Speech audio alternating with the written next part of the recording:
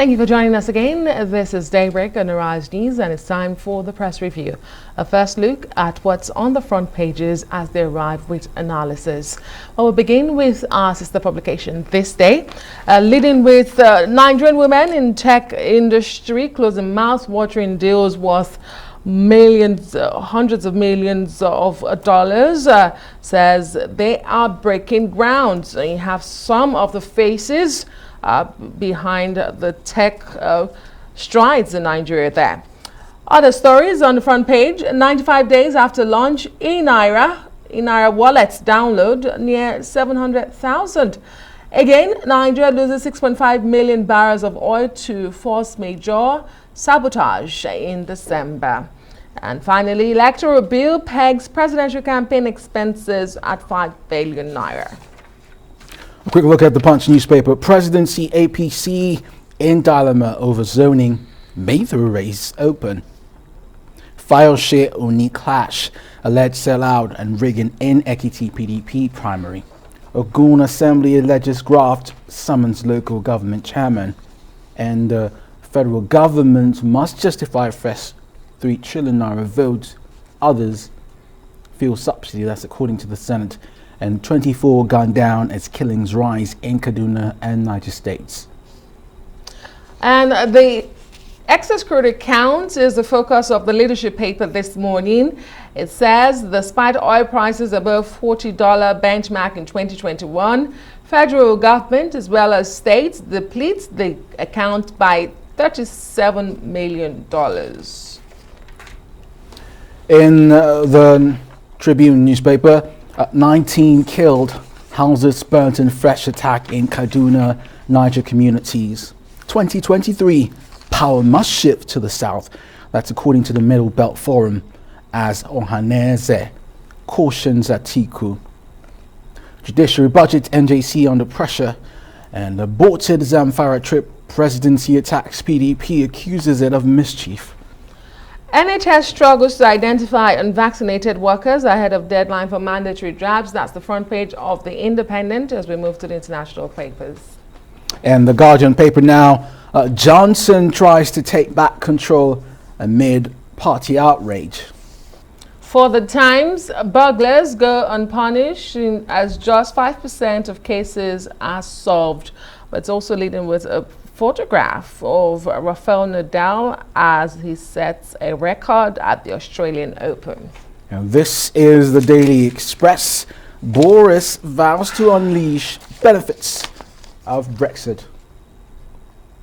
Well, let's bring in Emmanuel Bello for the review of the newspapers this morning. Emmanuel, great to see you. Start of a new week. Fantastic. We begin with... Good morning. Morning. Great to see you. Begin as usual with this day. It's a breath of fresh air, I must say. Women doing extraordinary things in the tech sector, closing mouth-watering deals. I have to pick a copy to read the full details immediately after this press review, Emmanuel Bello. But what do you think? 2022 is a great, fantastic, it's looking bright for women in tech. Yes, I did. So I know you love this story, and I know many other women out there. We pick a copy and do this. But it's an interesting story. Yes, we need to get away from all the gloomy forecasts out there and see what we can even pick from the crisis. Whether there's any cheering news out there, and if there's anything to cheer about, if there's anything to beat chest about, to sing about, I think yes, we should project those as much as we can, and that's what this day has done this Monday morning, and projecting these fantastic women who are doing very well in the tech world. And when you look at the story, the details, very interesting details of how many of them actually started out, small, and now they've actually hit some major mark. It's just a story that indicates or shows the possibilities, where people are determined, especially in a world where women are not consigned to some kind of position. But these are women who are not waiting. They are not even waiting for government in the first place. They are forging ahead to break new grounds and to make their marks in those various fields. Very interesting story. And yes, 2022 is looking like a very beautiful year. It's a bright year already, of course, but sadly, some of the stories, even on the front page, suggest that the kind of crisis of, or the kind of challenges that we are battling with, whether especially in the oil sector, that those challenges are still there. But yes, the lead story is a beautiful one. And I guess many people want to pick these stories, and it's not just for women, but also to look at how the enterprising spirit of the Nigerian woman can be. Yeah, Emmanuel, talking of the oil sector, I want to pick up a headline from the Punch newspaper. Whilst we keep up with subsidy payments, the National Bureau of Statistics has just published its report, and in that report, fares have surged by 283% amid rising fuel subsidy.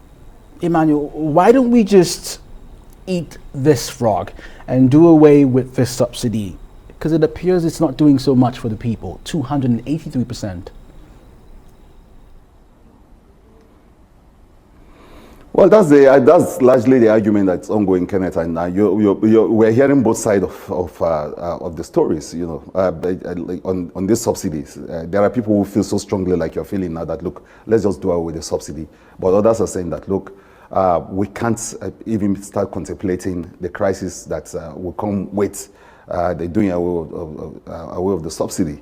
But I'm just looking at some of these stories today, and I'm saying that a bigger crisis right now we're facing is even the fact that we're not actually getting any the kind of monies we should even get from the oil sector. With all the noise and all the stories out there about the PIA and all that, we're still faced with real serious problems. If you look at the This Day story, the one that Emmanuel Ade does almost every week, almost every week, does very interesting story around the oil sector, and I think very important story.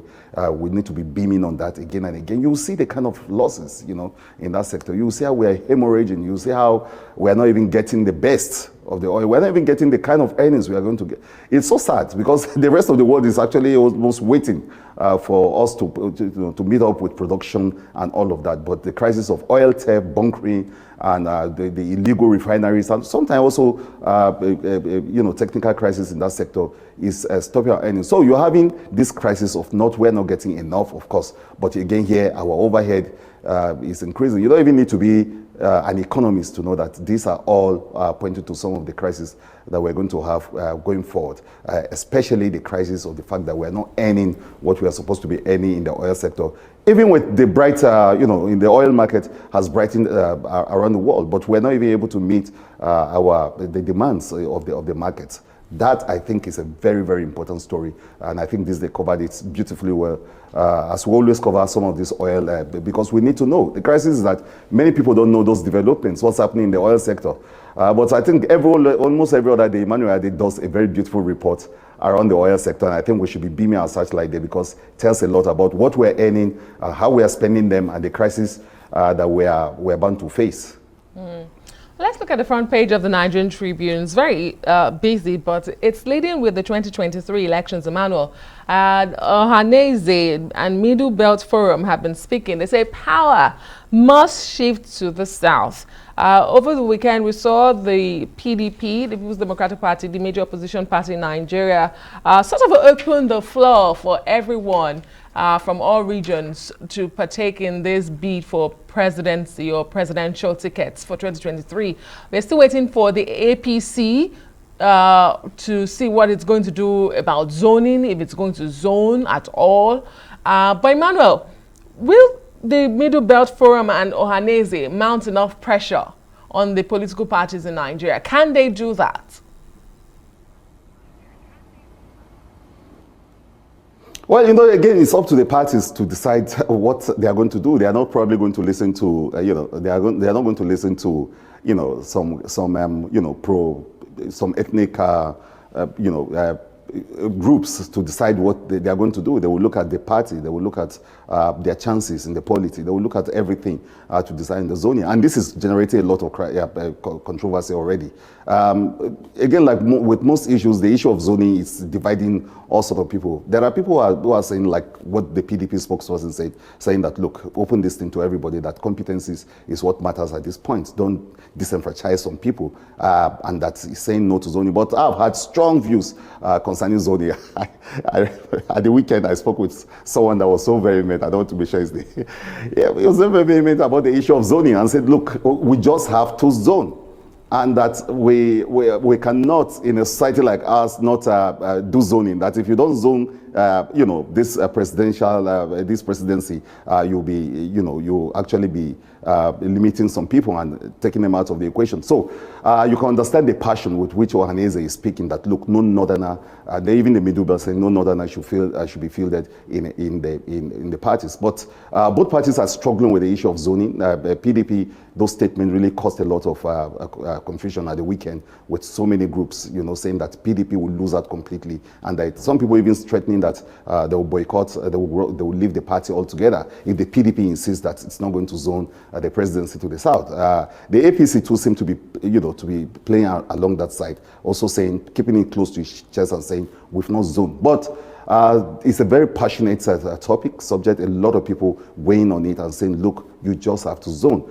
Some even warning some presidential candidate like Atiku and telling him that, look, you have no moral ground whatsoever to run. The idea generally is that, look, the North has done 8 years, and there's no moral basis that anybody in the North is actually again for another 8 years or more in the North. That's the kind of argument you hear around the zoning issue. People saying, look, you've had your turn, you can't have it again. Even some states are battling with those kind of issues where they'll say, look, you've had your turn and it doesn't matter. And when you even raise the issue of competencies and say, look, let us talk about efficiency, competencies, and forget zoning, people will tell you that, well, there are competent people everywhere. So don't bring that as an excuse. If you're going to zone, and that we're going to find the right materials wherever you zone power to. It's a passionate subject, and I think parties are going to grapple with it as we go into the week. Speaking of competence, Emmanuel, in the Tribune newspaper, it's 19 killed.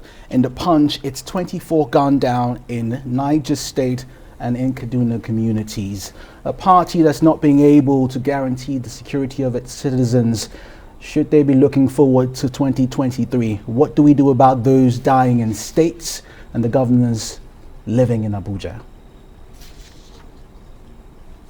Well, that's the kind of, argument that the PDP, the main opposition, is making, that, look, the APC has failed. And in trying to appeal for people to vote it back into power, they keep talking about this. They say, look, the APC has failed on all its promises. And they point to stories like this. They point to, and we see recurrence of this. And they say, look, we've never had it this bad.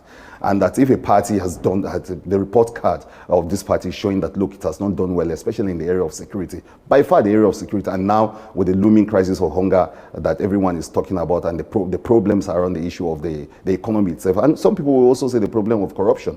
So the opposition party has a lot, to throw at the APC, even as APC tries to grapple with how to respond to this. The best response in most cases is that, look, your 16 years was also part of the problem, and we had these deep problems on grounds that we're dealing with it. But by far, many Nigerians are not really impressed, and you have a lot of people saying that, look, especially for this kind of stories that you get almost on a daily basis, that, look, if you have failed to protect us, you have no moral right to ask us to vote you into government again. The PDP, especially the opposition party, keeps throwing this at the APC, and it's so difficult to actually even defend itself at times. Very much said. Very well said. Thank you so much, Manuel Bello. We'll see you again tomorrow.